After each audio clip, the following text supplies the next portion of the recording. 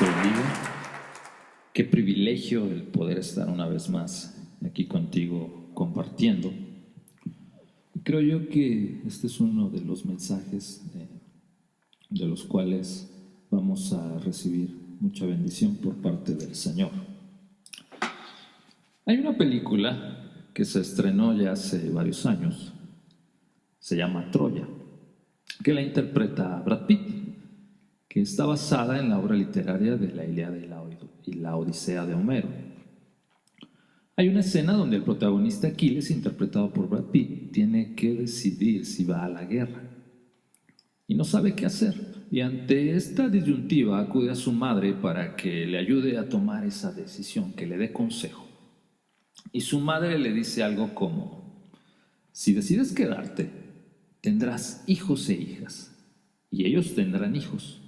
Todos te amarán y al morir jamás te olvidarán.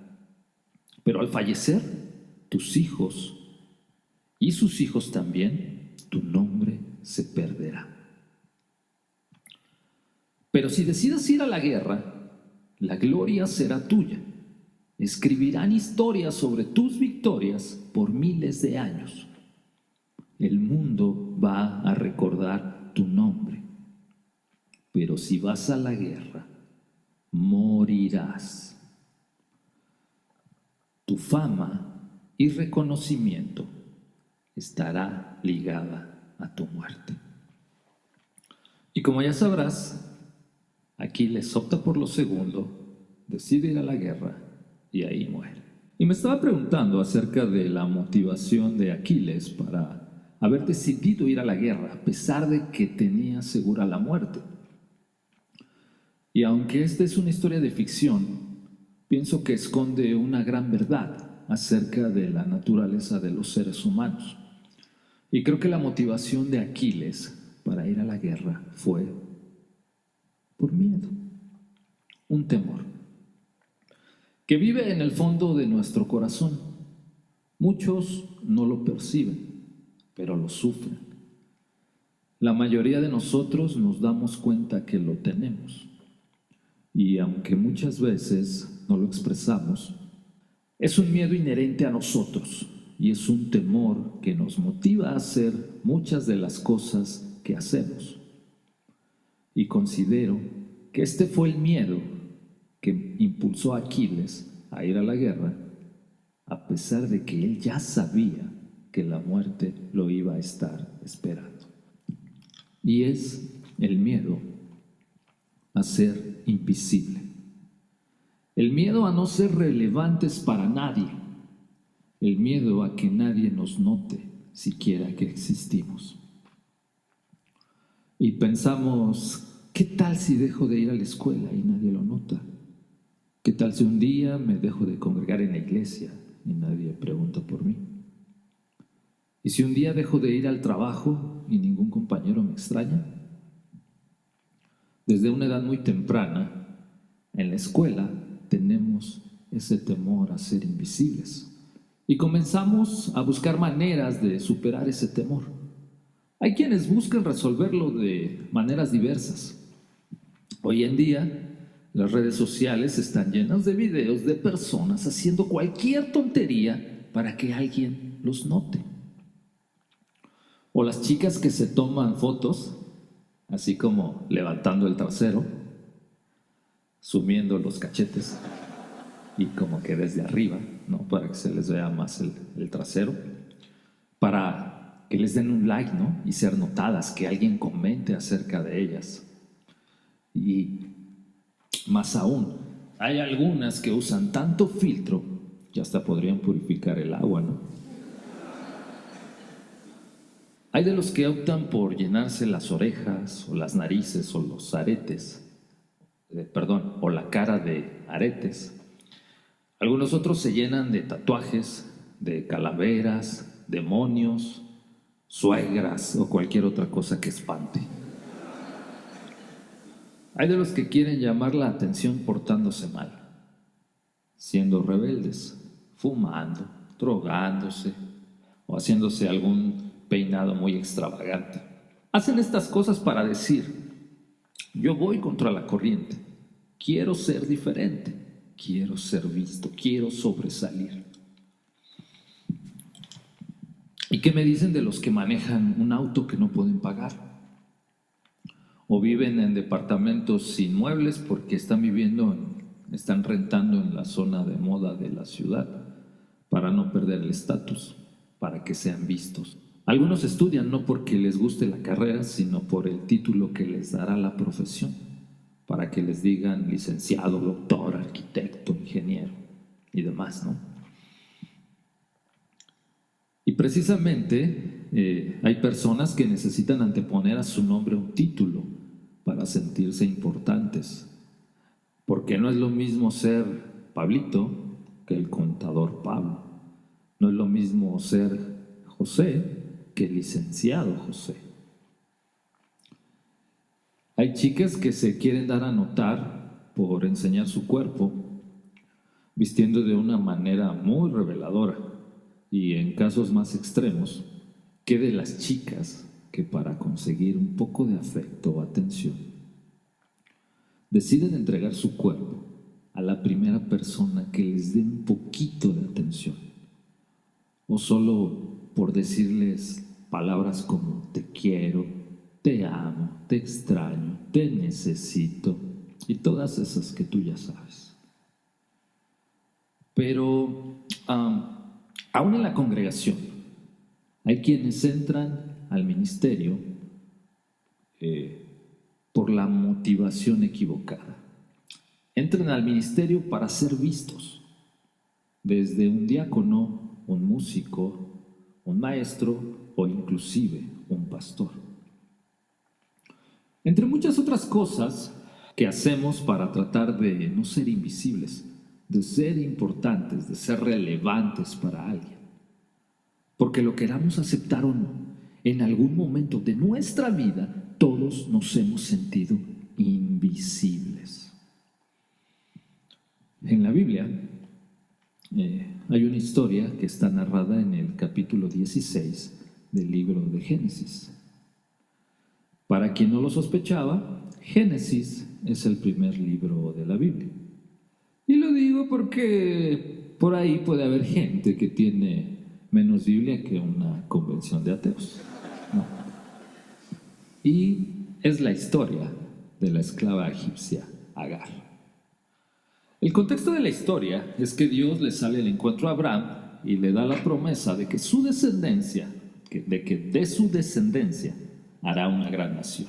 Pero cuando Dios le da la promesa a Abraham, tanto él como su esposa Sarai ya eran viejos y el tiempo comenzó a pasar. Y ellos no veían cumplida la promesa de Dios. Así que un día Sara decide ayudarle un poco a Dios a cumplir la promesa. Porque en aquel tiempo una mujer que no podía tener hijos, una mujer estéril, era como menospreciada. Y es ahí cuando entra a la escena Agar. La Biblia no da mucha luz de cómo Agar llegó a ser esclava de Sara, pero es muy probable que haya sido parte de los regalos que en alguna ocasión el faraón les dio. Les dio ganado y les dio esclavos. Probablemente en ese paquete de regalos iba Agar. En aquella época hacían esclavos cuando una familia no tenía cómo pagar deudas. Entregaban a sus hijos o a veces los vendían para poder comer o eran parte de un botín de guerra. Cuando un pueblo sometía a otro, el que ganaba tomaba esclavos. Y un esclavo no tenía ningún tipo de derechos. Su opinión, sus sentimientos, sus anhelos, sus deseos no le importaban a nadie. Si querían conocer a alguien invisible, esa es Agar. En esa área, Agar tenía maestría. Entonces, un día, Sara le dice a Agar: tienes que hacer las camas, tienes que trapear los pisos, vas a lavar los trastes, la ropa, a preparar la comida y después de que termines de alimentar al ganado, te vas a ir a bañar, porque mi esposo Abraham te va a estar esperando en su cama para que tengas intimidad con él y nos des un hijo. Y en aquella época, para preservar la familia, cuando la esposa era estéril, era común usar a la esclava de ella para que sirviera de madre sustituta. Y en el momento en que la esclava daba luz, la esposa estéril recibía al bebé en sus piernas y hacía de cuenta como que era de ella. Y después de eso, ella decidía si conservaba a la esclava, que hizo de mamá sustituta, o se deshacía de ella, como si fuera un pañuelo descartable usado. Era un tema de usos y costumbres de aquella época. Recordemos que hasta ese momento Dios no había dictado su ley. Pero por un momento imagina cómo se sentía Agar. No solo tengo que servir a mis amos toda mi vida sin recibir paga alguna, sino que ahora tengo que tener intimidad con un viejo para tener un bebé que después me van a quitar. Porque no es que le dijeron a Agar, en la noche te está esperando William Levy, ¿no? O Zac Efron, o el que a ti te guste. Porque tal vez Agar hubiera dicho, pues en tu nombre, Padre, ¿no? Hágase tu voluntad en la tierra, Señor, como en el cielo. No, era un anciano. Es algo grotesco que una jovencita tenga que tener intimidad con un anciano de 85 años. Aunque bueno, ahorita en nuestro tiempo sigue siendo algo grotesco, pero a veces las jovencitas lo hacen por un tema de dinero. Pero la mayoría de los teólogos concuerdan en que no solo fue una noche, sino que fueron varias noches, porque a veces cuando leemos la Biblia está tan extracto que parece que eso pasó en un minuto. Los teólogos dicen que probablemente fueron varias noches hasta el momento en que ella tuvo un retraso femenino, porque ese era el test de embarazo de la antigüedad. No es que tuvieron intimidad y a la semana la mandaron a la farmacia por un test de embarazo. No existían. Entonces, es muy probable que estuvieron manteniendo relaciones sexuales hasta que Agar confirmó un retraso femenino. Agar de pronto confirma el embarazo y algo pasó en su interior. De alguna forma ella siente que ahora puede tener su revancha con su ama, porque pudo hacer lo que Sara no. Y esto es darle un hijo a Abraham. Claro que su condición de esclava no había cambiado, pero se comienza a sentir superior que Sara y empieza a usar esa agresividad pasiva en la que las mujeres son expertas. No se hagan. Es como un don que recibieron de parte del diablo. Porque de parte de Dios lo dudo mucho. Recuerdo que hace algunos años, seguramente los que son de mi generación lo van a recordar, había una apuesta de teatro que se llamaba Entre Mujeres. Y el eslogan con la que le hacían promoción era: entre mujeres podremos despedazarnos, pero jamás nos haremos daño. ¿Te acuerdas? Es decir, que entre Sara y Agar comenzó una especie de relación suegra-nuera. A veces a mí me dicen, ¿pero qué, tú no amas a las suegras? Yo las amo. Es solo que cuando estudias la Biblia te das cuenta que Noé subió al arca a una pareja de animales de cada especie, y subió a sus hijos, a las esposas de sus hijos, pero no a las suegras. El que tenga oídos para oír, oiga. No sé, el Señor tal vez nos está diciendo algo, pero qué sé yo, cada quien. Bueno, Agar, ¿alimentaste a las ovejas? Y le dice Agar, aún no, es que no me he sentido muy bien, ¿no? Mientras se sobaba el viento.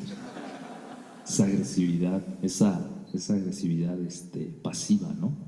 Yo creo que le lanzaba esas frases que hacían a Sara reventar, ¿no? Agar, ¿no le pusiste ajo a la sopa? Es que me da asco por mi embarazo, pero ¿qué va a saber usted de esto? ¿No? O sea, la retaba, o sea, le daba como piquetes, ¿no? Esa agresividad pasiva en la que las mujeres son expertas. Pero entonces las cosas no se iban a quedar así. Sara se siente herida y comienza a maltratar a Agar. Y Abraham era testigo de todo. Y en lugar de que pusiera las cosas en orden, decide hacer lo que la mayoría de los hombres hacemos. Nada. ¿O no? ¿Ah? Abraham, dile algo a Sara, ¿no? Le decía Agar. Abraham, dile algo a Sara que me está dejando hacer tareas demasiado difíciles para mi estado.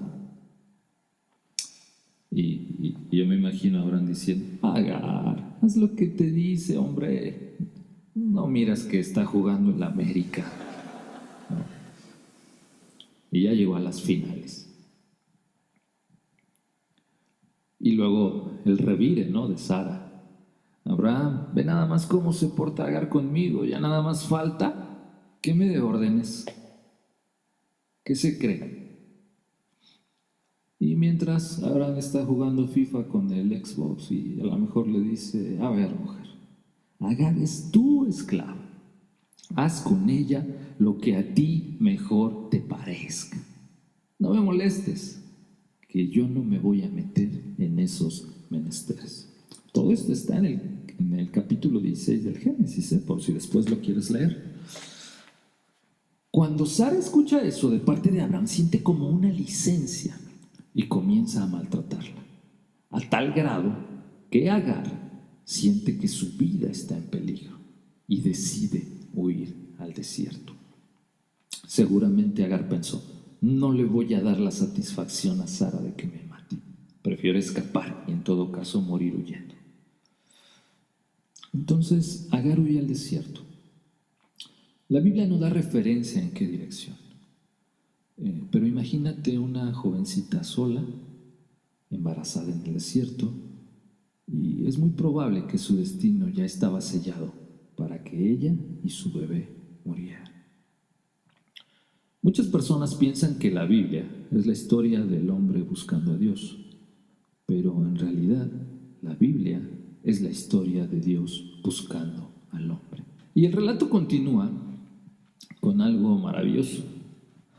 Dice en el versículo 7 del capítulo 16 del Génesis, y la halló el ángel de Jehová. Eso nos habla de una búsqueda. Una gran mayoría de los teólogos convienen que el ángel de Jehová es en realidad el Señor Jesucristo. En otras palabras, el Señor Jesucristo la busca y le sale al encuentro a Agar. Esto es algo increíble. Esto a mí me vuela la cabeza. ¿Cómo es posible que el Rey de Reyes y Señor de Señores, el que creó el universo y las cientos de galaxias que existen, este planeta hermoso llamado Tierra, con toda su flora, su fauna, paisajes incomparables, se haya dado tiempo de agendar una cita con una esclava, una sierva, una NN, alguien que no tenía importancia para nadie, una invisible? Pero Dios agendó una cita para encontrarse con ella. Yo creo firmemente que la razón por la cual tú estás escuchando este mensaje es porque Dios te está buscando. Y Él arregló una cita para que hoy tú le conozcas. A lo mejor tú piensas, bueno, pero ¿será que en estos días Dios me esté buscando? ¿Será que Dios me tiene en sus pensamientos? ¿Soy importante para Dios? La respuesta es que si estás escuchando este mensaje, sí, eres importante para Dios. Dios te tiene en sus pensamientos, Dios te está buscando. Las personas que me conocen saben que yo no soy un tipo supersticioso. Mi fe en Cristo está basado en hechos que son racionalmente plausibles. Y esto que te voy a platicar, tú puedes decidir creerlo o no. Hace algunos años, mi esposa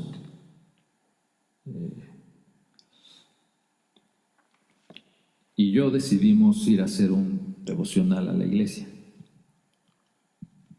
con el único propósito de pasar tiempo con el Señor.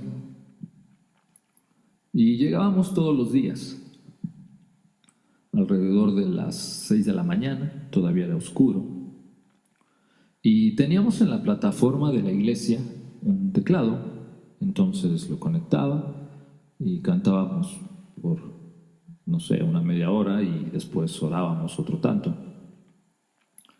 Eso lo estuvimos haciendo durante varias semanas y déjame decirte que no era algo cómodo, no era algo fácil despertarnos muy temprano para estar haciendo esta actividad. Y recuerdo que en una ocasión estaba pensando, me preguntaba a mí mismo si valía la pena seguirlo haciendo porque parecía que, pues, orábamos y cantábamos solo por hacerlo. Y recuerdo que yo oraba en mi mente y le decía al Señor, ¿será que nos escuchas cuando te cantamos en las mañanas o estamos perdiendo el tiempo? Digo, yo sé que cuando está toda la congregación reunida, lo haces, te manifiestas, pero ¿nos escucharás a nosotros? Y ahí quedó. Sin embargo, apenas pasaron algunos días desde que hice esa oración y la hice en mi mente, ni siquiera la pronuncié.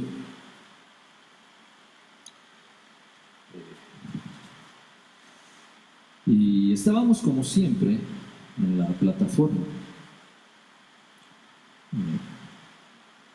Yo estaba en el teclado, tocando y cantando junto con mi esposa y de pronto sucedió. La atmósfera, de pronto, voy a tratar de explicarlo, aunque no creo poder, pero la atmósfera de aquel lugar de pronto cambió y se llenó de una presencia hermosa, de una presencia gloriosa, una presencia de amor, una presencia de paz y de gozo. Es lo mejor que lo puedo explicar, pero lo que sé es que mi esposa también lo podía sentir, porque cuando estábamos cantando, ella de repente empezó a llorar. Y considero que mi esposa es muy sensible para estos temas, y entonces ella empezó a llorar. Y en ese momento, por alguna curiosa razón, no sé, sentí la necesidad, el deseo de voltear, porque sentí una mirada. Y entonces levanto mis ojos, estábamos a unos 2 metros de la primera fila de la iglesia, y ahí estaba él, en primera fila. Ahorita que lo estoy recordando, lo puedo ver. Pude ver 3 siluetas, y yo tengo la certeza de que es el Señor y de que era el Señor. En ese momento me iba a tirar. Es como un reflejo que tenemos las personas de manera general cuando estamos ante una manifestación de este tipo, el querer rendir homenaje, el querer rendir adoración, el querer humillarnos. Entonces, yo estaba por dejar de tocar, esto pasó en segundos, en instantes, y me iba a tirar de rodillas a sus pies, pero uno de ellos, o más bien salió una voz de uno de ellos, una voz increíblemente dulce, y me dijo cosas como: no lo hagas, sigue cantando, estamos aquí para escucharte. Te preguntaba si te escucho cada mañana que vienes a cantarme con tu esposa, y aquí estamos. Como pude, seguí cantando, y pasaron algunos instantes, y cuando bajé la mirada al teclado para no equivocarme de acorde, simplemente ya no estaba. Es increíble, yo no lo podía creer, aún me cuesta trabajo, pero el Señor escuchó la oración que hice en mi mente y nos visitó para confirmarme que Él siempre está atento, aunque no siempre se manifiesta, o más bien aunque muy, muy rara vez se manifiesta. Pero lo que tú tienes que saber es que si me ve a mí, Dios te ve a ti. Dios te ve, Dios te ve, Dios te mira. Para concluir la historia, el Señor Jesucristo le pregunta a Agar: ¿de dónde vienes? Huyo de mi señora Sarai, le responde. Y entonces le dice: regresa con tu señora y ponte sumisa bajo su mano. Y si tú lo haces, voy a multiplicar tu descendencia de tal manera que no podrá ser contada. Y esto de repente choca en nosotros. Pero debes de saber que a veces Dios nos va a mandar a hacer cosas que no queremos. Porque Él tiene planes, Él tiene propósitos. Pero que si decidimos obedecer, Dios nos va a bendecir abundantemente.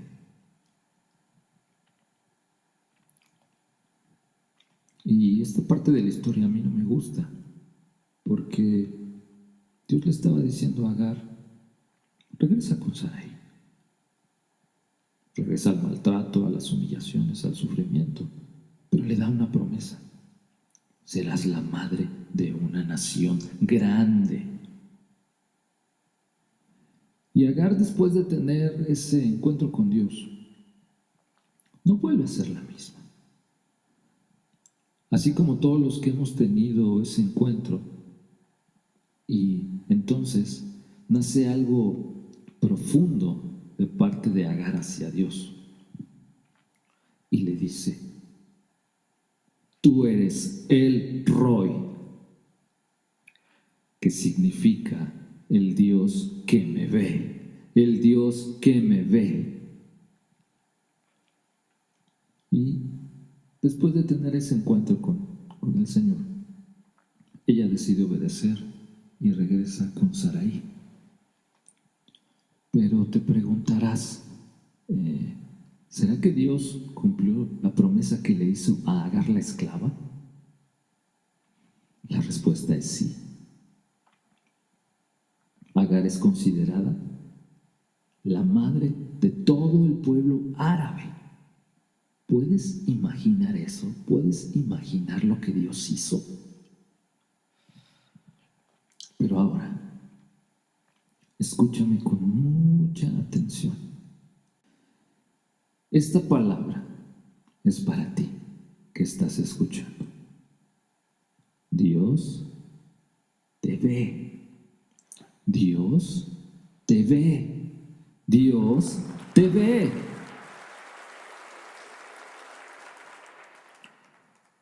creo que el apóstol Pablo estaba leyendo esta historia cuando escribió en Colosenses 3:23. Pero todo lo que hagas, hazlo de corazón, como si fuera para el Señor y no para los hombres, teniendo en mente que del Señor vas a recibir la recompensa de la herencia, porque a Cristo el Señor es a quien estás sirviendo. Mami, cuando te levantas a las 5 de la mañana a preparar el lunch para tus hijos, que muchas veces no te agradecen y aún más se te ponen rebeldes, Dios te ve. Cuando por alguna razón tu mami te ha tocado criar y mantener a tus hijos sola, Dios te ve. Papi, Dios te ve la manera en que te esfuerzas en el trabajo y que muchas veces es un trabajo que no te gusta, pero lo sigues haciendo para darle lo necesario a tu familia y que muchas veces tu familia no te reconoce ni te agradece. Dios te ve. Hijo o hija, ahora que eres una persona adulta y tienes que cuidar a tus padres ya ancianos, lo cual no es nada fácil, porque tus hermanos ni siquiera los visitan, salvo para ver qué otro beneficio pueden obtener de ellos. Dios mira cómo te esfuerzas. Dios te ve. Hijito o hijita, Dios te mira todo el esfuerzo que pones en la escuela y para ayudar en los quehaceres de la casa, y a veces hasta te ha tocado trabajar para apoyar a tus padres. Resiste. Dios te ve. Pastor,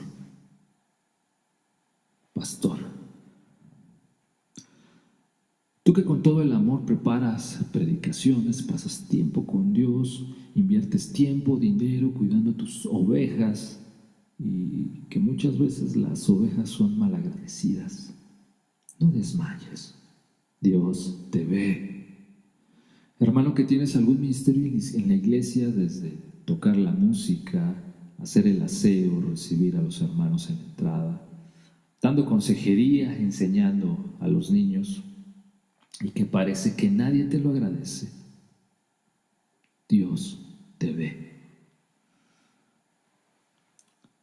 Hoy te dice el Señor en Mateo 10:42 que aún un vaso de agua que tú regales tendrá su recompensa.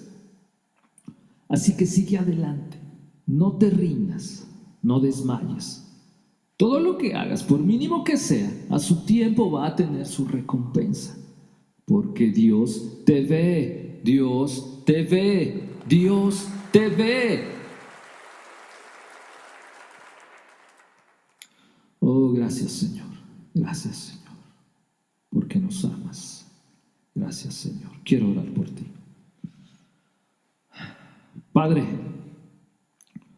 oro por todos aquellos que están escuchando esta palabra. Te pido que traigas consuelo a quien lo necesita, que des fuerzas a aquellos que estás poniendo en su mente que deben perdonar para que lo hagan. Refrigerio a todos los que están agotados, paciencia y fuerza a quienes están atravesando por situaciones difíciles. Salud para todos los enfermos conforme a tu voluntad. Oh Padre, perfecciónalos, afírmalos, fortalécelos y establécelos en el nombre de Jesús. En el nombre de Jesús. Amén. Que el Señor te bendiga abundantemente. Nos vemos en la próxima. Bendiciones.